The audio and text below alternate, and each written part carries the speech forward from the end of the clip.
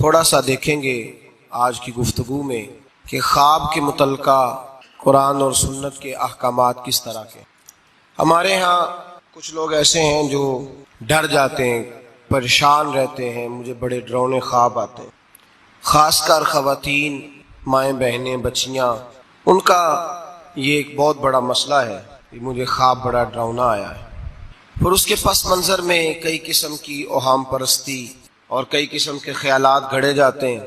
بعض لوگ کہتے ہیں کہ جادو کا اثر ہو گیا، کچھ لوگ یہ کہتے ہیں کہ میرے پیچھے کوئی لگ گیا ہے، کچھ لوگ کہتے ہیں اب کوئی بہت برا کام ہونے والا ہے۔ تو یہ مختلف قسم کی توہمات جنم لیتی ہیں۔ کچھ لوگ ایسے ہیں جو خواب کی حقیقت کوئی تسلیم نہیں کرتے، وہ کہتے ہیں کوئی خواب نہیں ہوتا، کسی کو کوئی خواب نہیں آتا۔ یہ جو بندہ کہتا ہے مجھے غوث اعظم کا دیدار ہوا، مجھے حضرت خواجہ صاحب کا دیدار ہوا، نبی پاک صلی اللہ علیہ وسلم کا، اس کو کیسے ہو سکتا ہے؟ یہ لوگ بھی زیادتی کرتے ہیں، یہ بھی غلط کرتے ہیں۔ خواب آتا ہے، اچھا بھی ہوتا ہے، برا بھی ہوتا ہے، اور جس کو دیدار ہوتا ہے اس کو بہرحال دیدار ہوتا بھی ہے، اور دیدار ایک حقیقت ہے جس کو جھٹلایا نہیں جا سکتا۔ اور اس معاشرے میں میرے مصطفیٰ کا دیدار ہی تو ہے جس کی وجہ سے دنیا بچی ہوئی ہے، دیدار ہی تو ہے جس کی وجہ سے یہ روشنی ہے، اور حضور کا دیدار ہی تو ہے جس کی وجہ سے روز پھول کھلتا ہے تو اس میں سے خوشبو آتی ہے۔ اگر حضور کا دیدار ہی نہ ہو تو کائنات تو زندہ ہی نہ رہے۔ تو کچھ لوگ انکار کرتے ہیں۔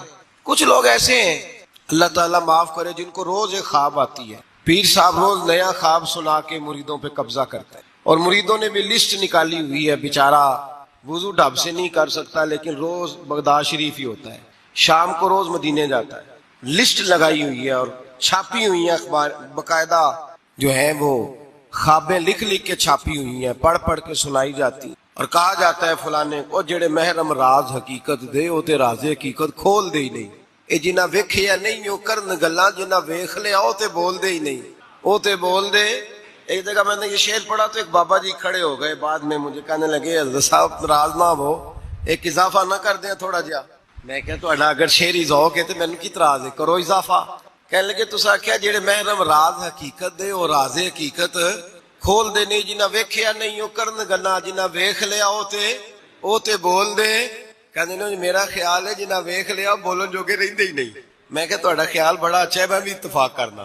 یہ کیسے ہو سکتا ہے؟ تو دیدار کر رہا ہے پھر تو اس پہ دکانداری کر رہا ہے، اور کوئی شے نہیں ملی تھی تجھے بیچنے کو، معاذ اللہ، یہ تو نے کتنا اپنے ساتھ ظلم کیا کہ تو نے اپنے محبوب کا دیدار ہی سیل پہ لگا دیا ہے۔ کس قدر ظلم کی بات، کتنی زیادتی کی بات کہ دیدار مصطفیٰ کو، دیدار غوث اعظم کو، دیدار اعلیٰ حضرت کو تو فروخت کر رہا ہے۔ تو بھائی یہ افراط و تفریط ہے، اس سے نکلیں۔ خواب کی حیثیت ہے، قرآن پاک نے خواب بیان کی۔ سورہ یوسف آپ پڑھیں گے تو حضرت یوسف خواب کی تعبیریں بتاتے تھے جیل میں جب آپ گئے تھے، 2 خواب وہاں بیان ہوئے۔ پھر قرآن مجید میں حضرت ابراہیم اور جناب اسماعیل کا جو ذبح کا واقعہ ہے وہ سارا خواب پر مشتمل ہے۔ انی ارا فی المنام انی اذبحک، حضرت ابراہیم نے جناب اسماعیل سے کہا تھا بیٹے میں نے خواب دیکھی ہے کہ میں تجھے ذبح کر رہا ہوں، اور جب حضرت ابراہیم علیہ السلام ذبح کر چکے، چھری پھر گئی دمبے کی گردن پہ، تو اللہ نے فرمایا یا ابراہیم قد صدقت الرؤیا، تو نے اپنا خواب سچا کر کے دکھایا ہے۔ تو خواب کی حیثیت ہوئی نا، اس لیے یہاں مفسرین نے لکھا ہے کہ نبی کو جو خواب آتی ہے وہ اللہ کی طرف سے وحی ہوتی ہے۔ نبی کو جو خواب آتی ہے وہ اللہ کی طرف سے، بولیے اللہ کی طرف سے وہ وحی ہوتی ہے۔ پیغمبر کو جب بھی خواب آتی ہے وہ وحی الہی ہوتی ہے، اس بات کو سمجھ لیں۔ اور پھر خود حضرت یوسف کے خواب کا ذکر ہے قرآن مجید کی سورہ یوسف کی آیت نمبر 4 اور 5، 2 آیات میں نے تلاوت کی۔ حضرت یوسف علیہ السلام کے خواب کا تذکرہ ہے۔ حضرت یوسف خواب دیکھتے ہیں اور پھر اپنے والد سے بیان کرتے ہیں، کہتے ہیں اذ قال یوسف لابیہ، جب کہا یوسف نے اپنے باپ سے، یا ابتی انی رأیت 11 کوکبا، اے ابا جی میں نے دیکھا ہے۔ کیا دیکھا ہے؟ میں نے 11 ستارے، ایک سورج اور ایک چاند دیکھا ہے۔ رأیتہم لی ساجدین، کہ وہ مجھے سجدہ کر رہے، 11 ستارے، ایک سورج اور ایک چاند مجھے سجدہ کر رہے تھے۔ خواب بیان کیا حضرت یوسف نے اپنے والد جناب یعقوب کو خواب۔ اب جناب یعقوب کیا کہتے ہیں؟ قال یا ابتی، کہا اے میرے بیٹے، لا تقصص رؤیاک علی اخوتک، اے بیٹے یہ خواب اپنے بھائیوں کو نہیں سنانا۔ کیوں؟ فیکیدوا لک کیدا، وہ تیرے ساتھ کوئی چال چلیں گے۔ اور پھر الزام بھائیوں پہ نہیں لگایا، فرمایا ان الشیطان للانسان عدو مبین، اس لیے کہ شیطان آدمی کا کھلا دشمن ہے۔ تم نے اپنے بھائیوں کو خواب سنانا تو خواب کا ذکر بیان کیا، خواب کو قرآن پاک نے، اور وہ خواب پھر ان کا سچا ہوا۔ حضرت یوسف کا وہی خواب بعد میں سچا بھی ہوا، جب آپ کے والد نے، والدہ نے، بھائیوں نے آپ کو جا کے سجدہ کیا تو وہ خواب بعد میں سچا ہوا۔ تو خواب کی حقیقت ہے۔ میرے اعلیٰ حضرت امام اہل سنت مجدد میت حاضرہ مؤید ملت طاہرہ صاحب حجت القاہرہ مولانا امام شاہ احمد رضا فاضل و محدث بریلوی رحمت اللہ علیہ، اعلیٰ حضرت نے خواب کی 4 حقیقتیں بیان فرمائی ہیں، اور اعلیٰ حضرت کا کمال یہ ہے کہ تھوڑے لفظوں میں زیادہ بات کر جاتے ہیں۔ اعلیٰ حضرت نے 4 خواب کی حقیقتیں بیان کی ہیں، یہ آپ نے یاد کرنی ہے، ان کو یاد رکھنا ہے کہ خواب کیا ہوتا ہے۔ اعلیٰ حضرت فرماتے ہیں ایک تو خواب ہوتا ہے نفس کی شرارت سے، جو کام بندہ سارا دن کرتا رہتا ہے وہی اس کی خواب میں وہی خواب آتی ہے اس کو، تو وہ خواب نہیں، وہ خیال ہے۔ پہلی قسم یہ ہے، سمجھ آ رہی ہے بات؟ وہ خواب نہیں، وہ خیال ہے۔ وہ نفس جو ہوتا ہے نا، وہ چیز بنا کے، مثال ہے ایک آدمی پریشان ہے، اس کے پیسے ڈوب گئے، کاروبار نہیں چل رہا، وہ ٹینشن کا شکار تھا، رات وہ پریشانی میں سویا تو خواب دیکھی کہ مکان بھی گر گیا۔ اب سویرے اٹھ کے اس کی بیوی پیر صاحب کے پاس چلی گئی پھونک مروانے، اس نے کہا بڑا کالا جادو ہو گیا، میں نے مکان گرتے دیکھ لیا، پتہ نہیں کیا بنے گا، تویز دے دے۔ تو پیر صاحب نے بھی کہہ دیا تینوں کسی نے کچھ کیتا ہے، چلو مسئلہ ہی ختم۔ اب وہ نہ کسی کا پتہ، نہ کیا کیا اس کا پتہ، علم سے لوگوں کا تعلق نہیں ہوتا تو ان توہمات کا لوگ شکار ہو جاتے ہیں۔ اب یہ جو خواب اسے آیا ہے نا رات کو، یہ اصل میں اس کی ٹینشن تھی جو اسے آئی ہے، وہ ڈپریشن تھا، تو رات کو وہ خواب بن کے اس کے سامنے، بات کی سمجھ آ رہی ہے آپ حضرات کو؟ مجھ سے کئی لوگ آ کے کہتے ہیں خواب بڑے برے آتے ہیں، تو میں کہتا ہوں ٹھیک ہے، آپ برے ناول پڑھنے چھوڑ دیں، میڈیا پہ بری چیزیں دیکھنی چھوڑ دیں۔ آپ سارا دن بری سوچ سوچیں گے، معاذ اللہ غلط سوچ سوچیں گے تو خواب غلط آئے گا۔ اور اگر آپ سارا دن درود پڑھیں گے، قرآن پڑھیں گے، رسول اللہ کی نعت سنیں گے تو رات کو انشاءاللہ تعالی حسن مصطفیٰ کے جلوے بھی نظر آئیں گے۔ تو آپ دیکھیں نا دن میں کیا کر رہے ہیں، تو جس طرح کا خیال ہے شام کو اسی طرح کا خواب۔ میں اکثر کہتا ہوں کہ اللہ تبارک و تعالیٰ کے حبیب نے فرمایا ہے کہ تو جس طرح کا ذہن بنائے گا رب بھی تیرے ساتھ اسی طرح کا بن جائے گا، تو اپنے ذہن کو صاف رکھ، اللہ تیرے تصورات کو، تو رات کو خواب اسی طرح۔ ہمارے چھت پہ میں اپنے ابا جی کے ساتھ سویا کرتا تھا، اور وہ زندگی کے بڑے خوبصورت لمحات تھے، وہ اپنی زندگی کے تجربات بیان کیا کرتے تھے۔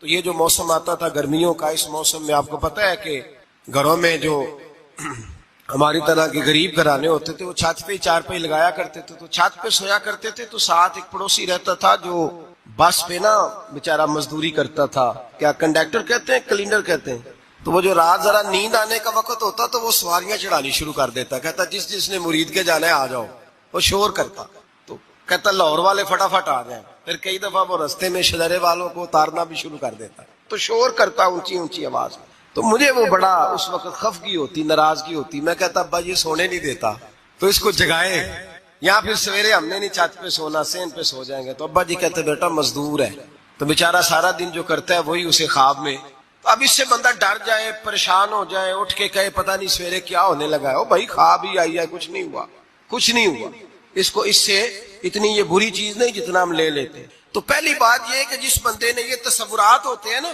آپ تصورات میں جائیں، آپ کچھ لوگ ایسے بھی ہیں جو سارا دن محفل میں رہتے ہیں تو رات کو سوتے ہیں تو خواب میں بھی نعت ہی سن رہے ہوتے ہیں، کوئی حدیث ہی بیان ہو رہی ہوتی ہے، کسی حدیث پر ہی تبصرہ ہو رہا ہوتا ہے، تو بھائی جو کام آپ سارا دن کریں گے وہی رات کو خواب میں آئے گا۔ ایک دوست ہے بڑی محبت والا، کہنے لگا حضرت صاحب راتی خواب میں بڑے پیسے دیکھے نے، دعا کرو اللہ دے چھڈے۔ میں کہ ساری دیہڑی پیسے سوچیے تو رات میں ہونے ہی نہیں نا، جو سوچنا ہے وہی رات کو خواب میں سوچا، سارا دن تو نے پیسے تو آ گئے تیری خواب میں، تو چلو میں نے کہا خواب کا تو مزہ لینا، پھر اللہ تبارک و تعالیٰ فضل کرے گا، آ ہی جائیں گے اس کے کرم سے۔ عام دام برسر مطلب پہلی خواب وہ ہے جو نفس کی شرارت ہے، جو آپ کے اندر ہوتا ہے، وہ سامنے آ جاتا ہے۔ ڈراؤنی چیزیں نہ دیکھیں، برے ناول نہ پڑھیں، کوئی سوچ اپنی غلط نہ کریں تو انشاءاللہ خواب برا۔ بات کی سمجھ آ رہی ہے حضرات کو؟ ایک دوسرا خواب، میرے اعلیٰ حضرت فرماتے ہیں اکثر شیطان آدمی سے کھیلتا ہے۔ خود نبی کریم صلی اللہ علیہ وسلم نے فرمایا کہ شیطان رات کو آدمی کی ناک پہ بیٹھ کے وقت گزار۔ صحابہ نے عرض کیا یا رسول اللہ صلی اللہ علیہ وسلم وہ ناک پہ کیوں بیٹھتا ہے؟ تو حضور فرماتے ہیں اس لیے کہ اگر رات کو، وہ کہتا ہے اگر بندہ مرنے لگا، سانس اکھڑنے لگا تو میں معاذ اللہ اسے بے ایمان کر کے ماروں گا۔ تو شیطان خواب دکھاتا ہے آدمی کو، برے خیالات، وسوسے پیدا کرتا ہے۔ بخاری مسلم میں میرے رسول کریم صلی اللہ تعالی علیہ وآلہ وسلم نے فرمایا جب تمہیں کوئی برا خواب آئے تو شیطان تم سے کھیل گیا. جب تم کوئی برا خواب دیکھو تو یہ بخاری مسلم ہے اور 3 نسخے حضور نے بیان فرمائے.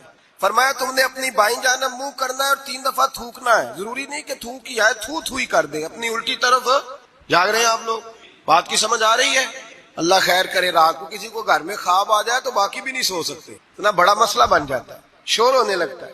یہ نسخہ بتائیں گھر جا کے. یہ نسخہ عام نہیں, یہ میرے رسول پاک کا بتایا ہوا نسخہ ہے. اور یہ وہ نسخہ ہے کہ پہاڑ ٹوٹ سکتے ہیں, دریا بہہ سکتے ہیں, یہ بات غلط ہو سکتی. یہ سب سے بڑے پیر و مرشد کا نسخہ ہے.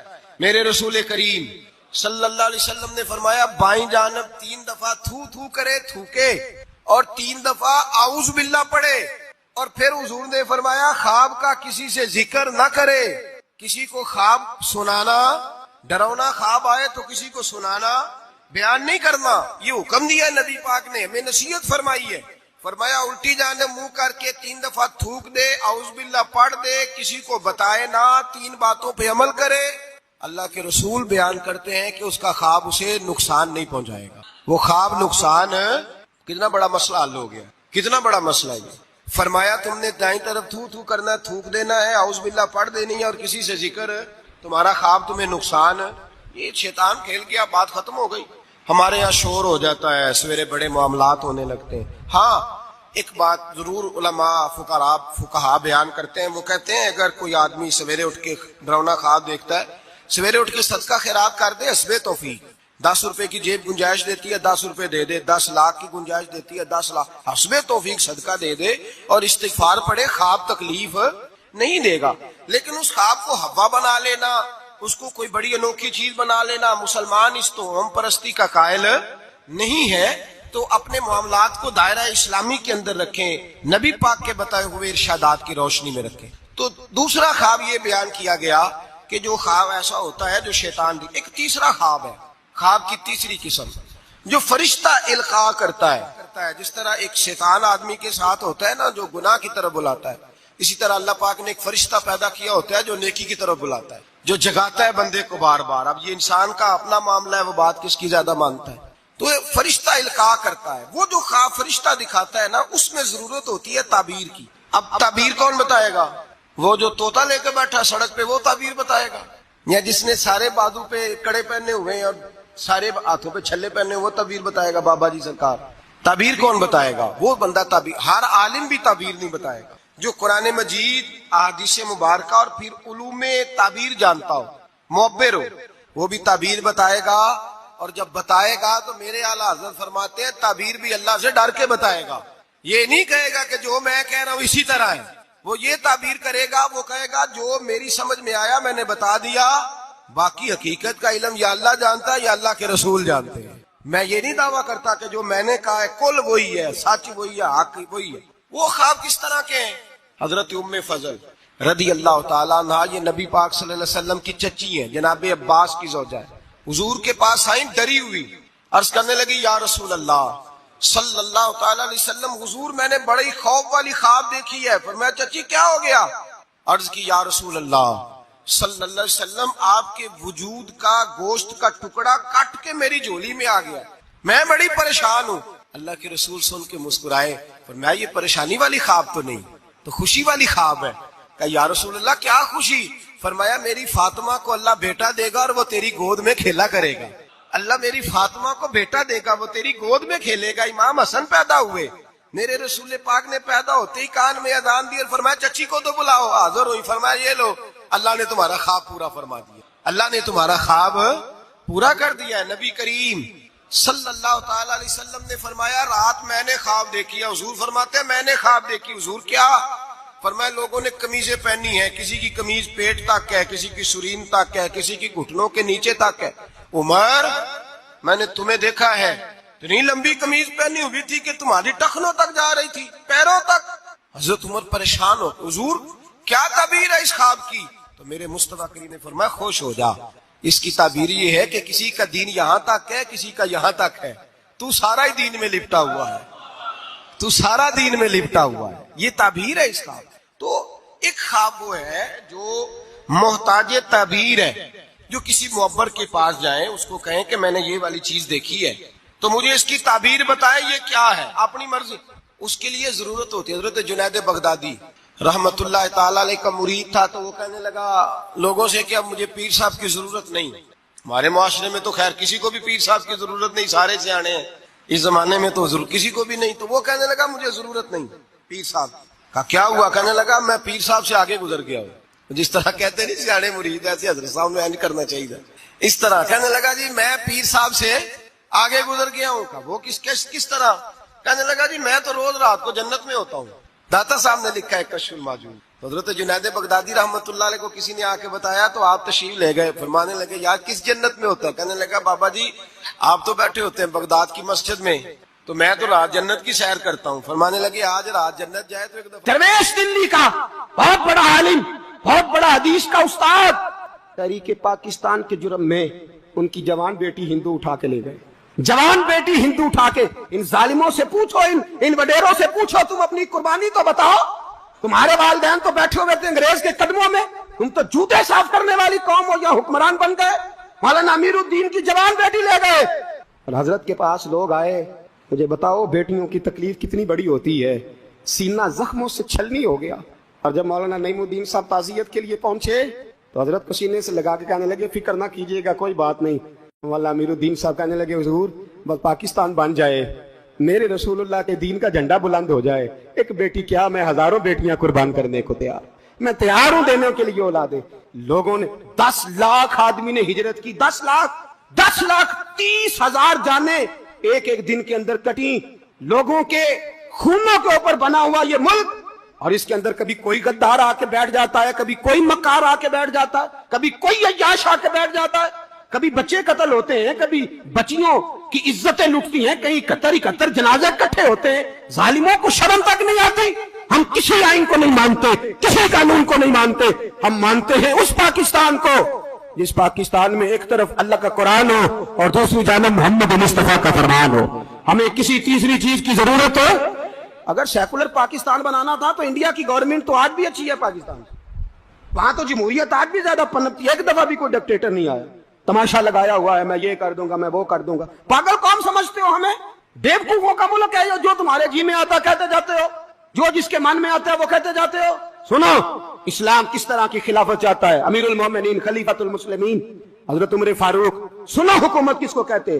حضرت عمر گزر رہے، فجر کی نماز کے بعد 2 گلیاں رہ گئی ہیں، آج پورا نہیں ہو سکا آپ کا دورہ جو رات کو نقاب پہن کے 2 گلیاں رہ گئی تو نقاب اوڑھ کے ہی فجر کے بعد نکل گئے. ایک چھپر ہے چھوٹا سا، ایک کٹیا ہے جھونپڑی، بوڑھی اماں بیٹھی ہے. عمر فاروق گزرنے لگے، بوڑھی کو پریشان دیکھا. اماں جی اجازت ہو تو اندر آ جاؤں. بوڑھی کہنے لگی چل دوڑ جا، اپنا کام کر، کیوں اجازت دوں؟ تیری مہربانی اماں آنے دو. کیا دوڑ جا؟ تیری مہربانی اماں گزارش ہے، چلو آ جاؤ. حضرت عمر فاروق فرمایا کرتے تھے میں نے اس عورت سے آئین سیکھا ہے، آئین، میں نے اس سے قانون سیکھا ہے، اس بوڑھی عورت سے. اندر آ گئے عمر فاروق. اماں کیا پریشانی ہے، کیا بات؟ اماں کہنے لگی خامد انتقال کر گیا، اولاد اللہ نے دی کوئی نہیں، میں غریب ہوں، 3 دن سے روٹی نہیں کھائی، 25 دینار کا قرضہ چڑھ گیا ہے، مجھے عمر فاروق سے بڑی شکایت ہے. اس نے میرا حال ہی نہیں پوچھا. حضرت عمر کہتے تھے مجھے اس نے دستور اور آئین سکھایا. کہنے لگے شکوہ ہے، عمر آیا ہی نہیں. حضرت عمر کہنے لگے اماں عمر کو کیا پتا کہ تو اس حال میں ہے. اماں دستور بیان کرتی ہے، اماں جمہوریت کا اعلان کرتی ہے، کہتی ہے نہیں پتا عمر کو. تو عمر سے کہو چھوڑ دے حکومت، اس کے حوالے کرے جو خبر رکھ سکتا ہے، نہ ادھر ادھر کی تو بات کر. یہ بتا کہ قافلہ کیوں لٹا، مجھے رہزنوں سے غرض نہیں، تیری رہبری کا سوال ہے. عمر سے کہو چھوڑے حکومت، اس کو دے جو پتہ رکھ سکتا ہے. حضرت سیدنا نافع فرماتے ہیں جس کے سامنے کسریٰ اور روم کے بادشاہ کانپا کرتے تھے، میں نے اس عمر کو بوڑھی اماں کے سامنے کانپتے ہوئے دیکھا ہے. راشا تاری ہے عمر فاروق کا. دوڑے گئے، 25 دینار لائے، راشن رکھ کے لائے، روٹیاں پکائیں، بوڑھی اماں کو کھلائیں. کہنے لگے اماں 25 دینار لے لے اور چل، غلطی ہو گئی، عمر کو معاف کر دے. اماں بول کے کہنے لگی میں نہیں معاف کرتی، میں تو پکا پھل لوں، بس گرنے والی ہوں، ایک دفعہ قبر میں جا لینے دے، میرے رسول آئیں گے تو میں عمر کی شکایت کروں.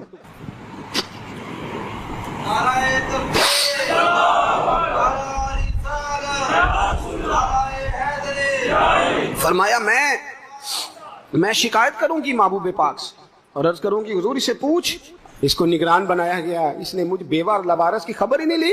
یہ ہے آئین اسلام، یہ ہے دستور مصطفیٰ کریم صلی اللہ علیہ وسلم. یہاں کتنے غریب بھوکے سوتے ہیں، کتنوں کے بچے روز اغوا ہوتے ہیں، کتنی مصیبتیں. گورنمنٹ کہتی ہے کچھ بھی نہیں، کچھ بھی نہیں، کچھ بھی نہیں، افواہ ہی ہے، افواہ ہی ہے. افواہ ہے تو اس کا علاج کیوں نہیں ہوتا؟ آپ میدان میں سرے عام آ کے اس کا اعلان کیوں نہیں کرتے؟ جاگیے اور سنیے میری بات. حضرت سیدنا فاروق اعظم نے 25 دینار دیے، پھر اس اماں کو کھانا دیا. کوئی برادری نہیں اس اماں کی، کوئی ووٹ بینک نہیں، کوئی یہ اماں کسی بڑی برادری کی نہیں جس کا 2 لاکھ ووٹ ہو. امیر المومنین ہو کے عمر فاروق اماں کے قدموں میں بیٹھ گئے. کہنے لگے اماں عمر کمزور ہے، حضور کا سامنا نہیں کر سکتا، تیری مہربانی نبی پاک کے سامنے شکایت نہ کرنا. اماں کہنے لگی چل میں تیری خاطر معاف کر دیتی، جا تو مجھے کسی اچھی ماں کا بیٹا لگتا ہے، جا تیری خاطر. کہنے لگے چل پھر مجھے لکھ کے دے. کہنے لگی میں تو ان پڑھ ہوں، تو لکھ دے میں دستخط کر دے. حضرت عمر نے لکھا. ایک بوڑھی اماں کو شکایت تھی خطاب کے بیٹے عمر سے، اور پھر وہ معاف ہو گئی. اماں کہتی ہے میں نے اللہ کی رضا کے لیے معاف، یہ دستخط کر دو.